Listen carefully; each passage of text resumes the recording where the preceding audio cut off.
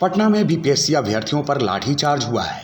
70वीं civil सेवा परीक्षा में नॉर्मलाइजेशन के विरोध में हजारों कैंडिडेट्स आयोग कार्यालय के बाहर पहुंच गए। पुलिस ने अभ्यर्थियों को वहां से जाने को कहा, लेकिन कैंडिडेट्स नहीं माने। उसके बाद पुलिस ने लाठीचार्ज किया। छात्रों को पुलिस ने सड़क पर दौड़ा दौड़ा कर पीटा। दर्जनों छात्र घायल हो गए। कई छात्रों के सर फट गए तो कई बुरी तरह से घायल हुए, जिनको हॉस्पिटल पहुंचाया गया।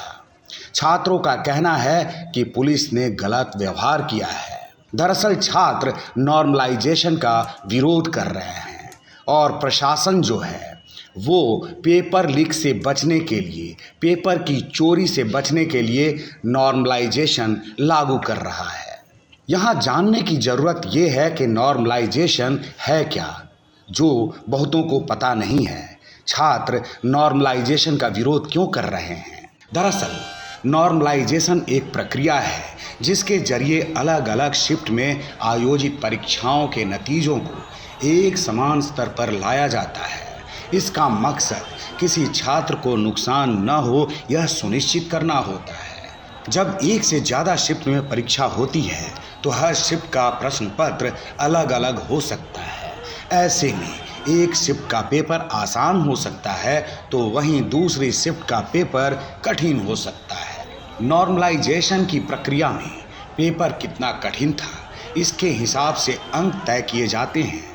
इस प्रक्रिया में औसत निकाला जाता है और जिस शिफ्ट में सबसे ज़्यादा अंक आए हैं उसके हिसाब से कम अंकों वाली शिफ्टों में अंक जोड़कर बराबरी पर लाया जाता है। नॉर्मलाइजेशन की प्रक्रिया सांख्यिकी समायोजन का एक तरीका है।